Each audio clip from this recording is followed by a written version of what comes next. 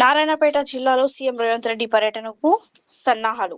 మక్తల్ ఉమ్మడి మహబూబ్ నగర్ జిల్లాలో జూన్ 4-5 తేదీల్లో ముఖ్యమంత్రి రేవంత్ రెడ్డి కీలక సాగునీటి ప్రాజెక్టులపై ఏరియల్ సర్వే సమీక్ష నిర్వహించినట్లు రాష్ట్ర మంత్రి వాకిటి శ్రీహరి తెలిపారు. మక్తల్, నారాయణపేట, కొడంగల్ ఎత్తిపోతల పథకం, కృష్ణా, భీమా నదులపై ప్రతిపాదిత సరిహద్దు బ్యారేజీలు, జంగంరెడ్డిపల్లి లిఫ్ట్ ఇరిగేషన్ పథకం పనులను సీఎం పరిశీలించనున్నారు. రూ.5,000 కోట్ల వ్యయంతో చేపడుతున్న ఎత్తిపోతల పథకం ద్వారా జిల్లాలో సాగు, తాగునీటి సమస్యలకు శాశ్వత పరిష్కారం లభిస్తుందని మంత్రి పేర్కొన్నారు. అలాగే జంగంరెడ్డిపల్లి లిఫ్ట్ ఇరిగేషన్ పథకానికి రూ.175 కోట్లు మంజూరు చేసి 7,500 ఎకరాలకు సాగునీరు అందించనున్నట్లు తెలిపారు. జిల్లాను వలసల జిల్లాగా కాకుండా అభివృద్ధి జిల్లాగా తీర్చిదిద్దడమే కాంగ్రెస్ ప్రభుత్వ లక్ష్యమని మంత్రి స్పష్టం చేశారు. ఈ ప్రశ్న బలమైంది, లోతైంది. ఎక్కడైతే రెండు రాష్ట్రాలకు సరిసమానంగా భూభాగం ఉందో ఏట్లా అక్కడనే కడుతున్నాం. రేపు పొద్దుగాల మనకెంత హక్కు ఉందో అంతే హక్కు కర్ణాటక ఉంది. ఈ రోజు కడుతున్నటువంటి మేము చూస్తున్న ఇండికేషన్ ఇక్కడ డిపార్ట్మెంట్ ఇక్కడే ఉన్నారు. అక్కడ 51% భూభాగం మనది, 49% భూభాగం కర్ణాటకది. రేపు పొద్దుగాల వాళ్ళు ఇంకెక్కడ పోయినా మనం ఇంకెక్కడ పోయినా 51% మనం తీసుకునే విధంగా కార్యక్రమాన్ని తీసుకున్నాం. మీరు డిజైన్ మీకు మరొకసారి ఇస్తా. మీరు నిజంగా కూడా ఇది పాయింట్అవుట్ చేసి రాయండి. ఈ ప్రాంత ప్రజలకు నీటి విలువ తెలుసు కాబట్టి నీటి చౌర్యం కాకుండా నిలబెట్టి హక్కుగా తీసుకునే విధంగా డిజైన్ చేసినాం. ఆషామాషిగా చేయలే, ఒక్కరోజుతో చేయలే, పొద్దుగల కలబడితే చేయలే.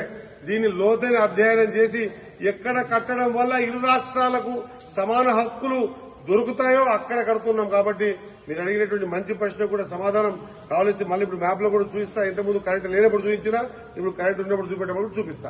ఓకేనా? Thank you. జై హింద్. ఈ నెల 4వ తారీఖు రోజున మనందరి ప్రియతమ నాయకుడు, ముఖ్యంగా నారాయణపేట జిల్లా తన రాతను మార్చి పాలమూరు జిల్లా వలసల జిల్లా అనేదానికంటే పాలమూరు జిల్లాలో నారాయణపేట జిల్లానే ఎక్కువ మట్టుకు వలసలు పోయే జిల్లా. మన నారాయణపేట డిపోలో బొంబాయి బస్సు ఉంటుంది ఇప్పటికి కూడా. అటువంటి జిల్లాను దశ దిశలుగా చర్చించే విధంగా 60 సంవత్సరాల కాలైనటువంటి మక్తల్, నారాయణపేట, కొడంగల్ ఎత్తిపోతల పథకం ద్వారా దాదాపు 7.1 టీఎంసీ నీళ్లను భూత్పూర్ కెంచి కొడంగల్ వరకు వ్యవసాయ యోగ్యమైన, తాగునీటికి యోగ్యమైన నీటిని అందించడం ఒకటే కాకుండా 5,000 కోట్లతో 60 ఏండ్ల కలను సాకారం చేసిన మన ప్రియతమ ముఖ్యమంత్రి రేవంత్ అన్నకు నారాయణపేట జిల్లా ప్రజలు సదా రుణపడి ఉంటారు. నా లెక్కల ఆనాడు రాజశేఖర రెడ్డి అయినా ఈరోజు రేవంత్ రెడ్డి గారైనా మనము సరార్థడ్ కాటన్ అయితే కాటన్ దొరగా పేరు ప్రఖ్యాతులు గాంచి బీద ప్రజల వ్యవసాయ యోగ్యమైన నీళ్లందించిన ప్రదాత మన ప్రియతమ ముఖ్యమంత్రి గారు. ఆ ముఖ్యమంత్రి గారే ఇంకొంత లోతుగా ఆలోచన చేసి నేను ముఖ్యమంత్రి గారిని రిక్వెస్ట్ చేసినప్పుడు ఆల్మట్టి, నారాయణపూర్ డ్యాంల కింద ఏ విధంగా అయితే బ్యారేజ్ కమ్ బ్రిడ్జ్లు ఉన్నాయో అటు భీమా మీద గాని ఇక్కడ కృష్ణా మీద గాని ఖచ్చితంగా మాకు బ్యారేజ్ కమ్ బ్రిడ్జ్లు ఇవ్వడం వల్ల మాత్రమే ప్రతి ఎండాకాలంలో పోయినసారి మాదిరిగా కర్ణాటక గవర్నమెంట్ కి రిక్వెస్ట్ చేసి 4 టీఎంసీల నీళ్లు అడగడం ప్రతిసారి పరిపాటి అయిపోయింది.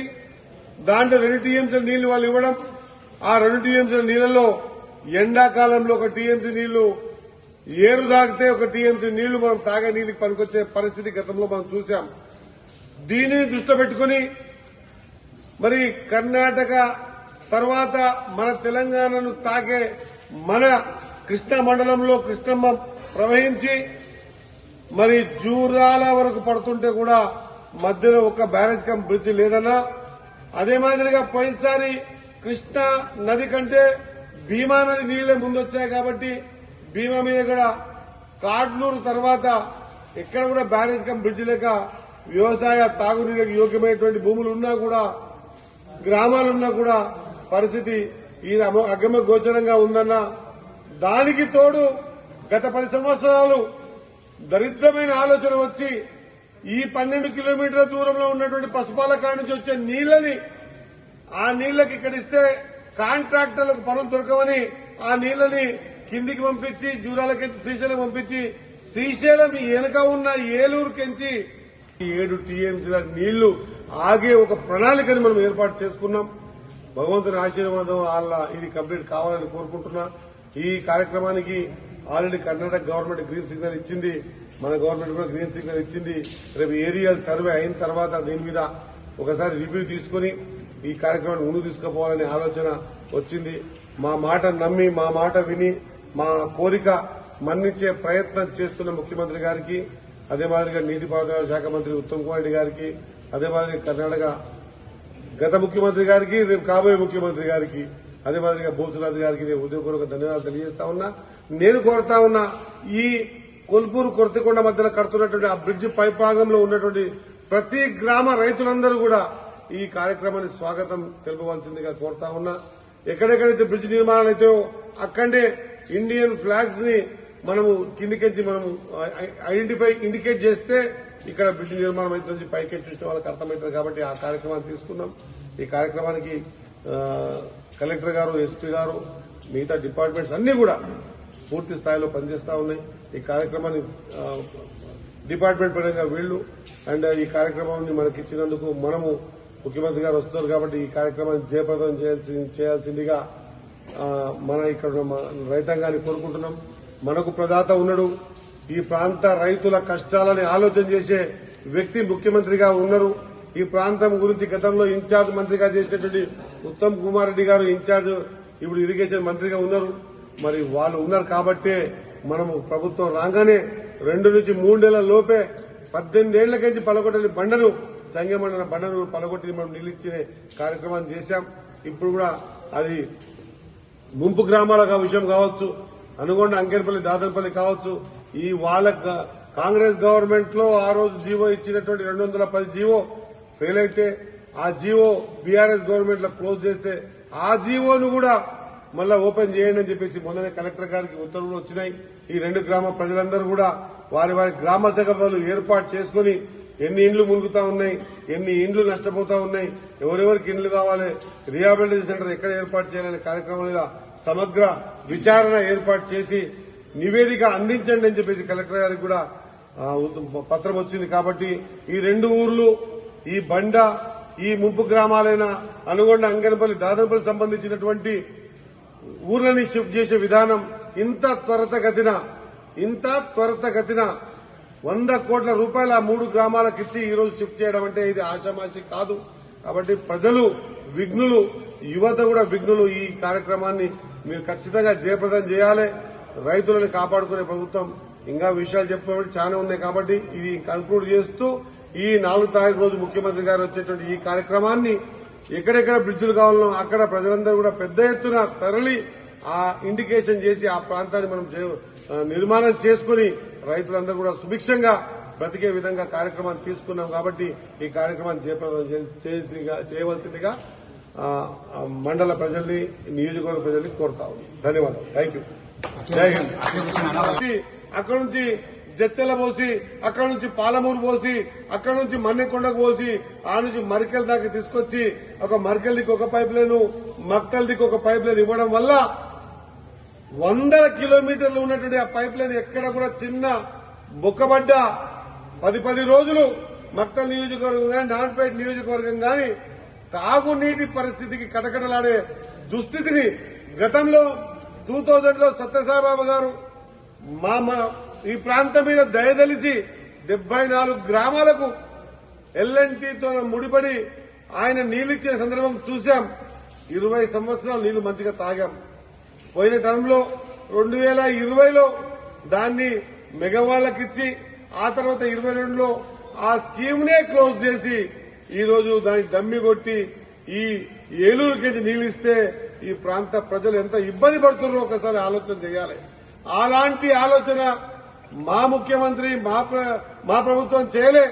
ఈ రోజు మేము అడగగానే కోరంగానే నీళ్లకు పెటెంట్ గాని వ్యవసాయానికి పెటెంట్ అయినటువంటి కాంగ్రెస్ పార్టీ ముఖ్యమంత్రి ఈ రోజు ఈ 2 ఏదైతే కోరినామో భీమా మీద కృష్ణా మీద ఈ బ్యారేజ్ కమ్ బ్రిడ్జిలకు ఖచ్చితంగా కర్ణాటకతో కలిసి ఈ బ్రిడ్జ్ నిర్మాణం చేసుకోవడం వల్ల 1.8 టీఎంసీ మన కొల్పూరు కుర్తికొండ కాడ ఆ మీద 2 ఆ భీమా మీద 2 ఈ బ్రిడ్జిలు కట్టుకోవడం వల్ల ఈ ప్రాంతంలో ఉన్న తాగునీటి సాగునీటికి ఇబ్బందులు తప్పుతాయని చెప్పి అడగంగానే 2 నెలల క్రితం అంతకంటే ముందు ప్లాన్ చేసినాం. పక్కనే ఉన్నటువంటి కర్ణాటక రాజ్యంలో సిద్దరామయ్య గారు ముఖ్యమంత్రి ఉండి అక్కడ మాకు అత్యంత సన్నిహితుడైన బోసురాజు గారు మంత్రి ఉండి ఇక్కడ అత్యంత ఇంటి మనిషిన ఉత్తమ్ కుమార్ రెడ్డి గారు కూడా ఇరిగేషన్ మంత్రి ఉండి వీళ్ళందరి మధ్యలో సిద్దరామయ్య గారిని మన రేవంత్ రెడ్డి గారిని కూర్చోబెట్టి సార్ మాకు ఈ ప్రాబ్లం ఉంది సార్ట్అవుట్ చేయాలంటే అడగంగానే వెనక్కి పోకుండా ఇచ్చినటువంటి ఈ సందర్భాన్ని 4 తారీఖు రోజు ఏరియల్ సర్వే చేసి ఖచ్చితంగా ఈ కృష్ణానదిని భీమానదిని చూసి ఈ భీమానది కృష్ణానది మీద ఎట్లా కట్టగలుగుతాము ఏందని వెట్టింగ్ చేసి కార్యక్రమాన్ని ముందుకు తీసుకుపోదామని మాటిచ్చారు. కాబట్టి 4 తారీఖు రోజు ఫస్ట్ ప్రోగ్రాం అయితే 2 గంటలకు మన బేగంపేట విమానాశ్రయం కించి ఏరియల్ సర్వే ద్వారా ఒక హెలికాప్టర్ లో డిపార్ట్మెంట్ ఒక హెలికాప్టర్ లో ఉత్తమ్ కుమార్ రెడ్డి గారు, నేను, బోసరాజు గారు, అదే మాదిరిగా జూపల్లి కృష్ణారావు గారు, మన ఏం పేరు చిన్నారెడ్డి గారు అనుకున్నాం. కానీ కొంత 3వ తారీఖు రోజు ముఖ్యమంత్రి గారి ప్రమాణ స్వీకారం డీకే శివకుమార్ ఉంది కాబట్టి ఆ రోజు అక్కడనే లేట్ అయితే అక్కడి నుంచి హెలికాప్టర్ లో రిస్క్ తీసుకుని వీడికి 2 గంటల మధ్యలో ముఖ్యమంత్రి గారు రాబోతా ఉన్నారు. ప్రోగ్రాం ఒకవేళ ఫస్ట్ అయితేనేమో ముందు ఏరియా సర్వే చేసి ఎక్కడి నుంచి బేగంపేటకి వస్తే ఫస్ట్ మన కోయిల్ సాగర్ చూసి దాని తర్వాత నర్వ మండలంలో ఉన్నటువంటి బెక్కర్పల్లి జంగంరెడ్డి లిఫ్టులు కూడా 175 కోట్లతోన 7,500 ఎకరాలకు నీళ్లిచ్చే 13 గ్రామాలు బాగుపడే లిఫ్ట్ కూడా శాంక్షన్ ఇవ్వడం జరిగింది. అది చూసుకుని ఆ తర్వాత అదే ఏరియల్ సర్వేలో ఇక్కడ కృష్ణానది మీద కడుతున్నటువంటి ఈ బ్రిడ్జు, దాని మీద కడుతున్నటువంటి భీమాలో కట్టాలనుకున్నటువంటి ఈ 3 బ్రిడ్జిల ఏరియల్ సర్వేలు చూసి ఇక్కడికి వచ్చి రివ్యూ చేసి మక్తల్ నారాయణపేట కొడంగల్ ఎత్తిపోతల పథకంలో కూడా ఇంకేమైనా విషయాలుంటే డిపార్ట్మెంట్ తో రివ్యూ చేసి ఇక్కడ నుంచి జూరాలకు మళ్ళీ అక్కడ కూడా జూరాల్లో ఉన్నటువంటి నడిగడ్డకు సంబంధించిన ప్రాజెక్టులు ఏరియా సర్వే చేసి అక్కడ రివ్యూ చేసి అక్కడ నుంచి మన అచ్చంపేట కాన్స్టిట్యున్సీలో ఉన్నటువంటి సోమశిలలో నైట్ హాల్ట్ చేసి తెల్లగా 5 తారీఖు పొద్దుగాలనే అక్కడ నుంచి పాలమూరు రంగారెడ్డి ఎక్కడైతే స్టార్టింగ్ పాయింట్ నార్లాపూర్ కాడ నుంచి జడ్చల్లో నియోజకవర్గంలో ఉన్నటువంటి ఉదండాపూర్ వరకు అన్ని పంప్ హౌస్లు అన్ని ప్రాజెక్టులు కూడా by aerial survey by road సర్వేతో చేసే కార్యక్రమాన్ని శ్రీకారం చుట్టారు. నిజంగా కూడా మనస్ఫూర్తిగా ముందుగా అయితే నారాయణపేట జిల్లా ప్రజల తరఫు నుంచి ఇంకా ఎక్కువ మక్తల్ నియోజకవర్గ ప్రజల తరఫు నుంచి నేను ముఖ్యమంత్రి గారికి ఉత్తమ్ కుమార్ రెడ్డి గారికి ధన్యవాదాలు తెలియజేస్తా ఉన్నా. ఖచ్చితంగా దీనికి సంయోగం అందించి మాతో పాటు నడుస్తున్నటువంటి కర్ణాటక ముఖ్యమంత్రి గారికి అదే మాదిరిగా బోసురాజు గారికి ముఖ్యంగా ధన్యవాదాలు తెలియజేస్తా ఉన్నా. ఒకవేళ ఈ నిర్మాణం చేపట్టి 1.5 years లో కంప్లీట్ చేసుకుంటే మన నియోజకవర్గంలో మక్తల్ నియోజకవర్గంలో దాదాపు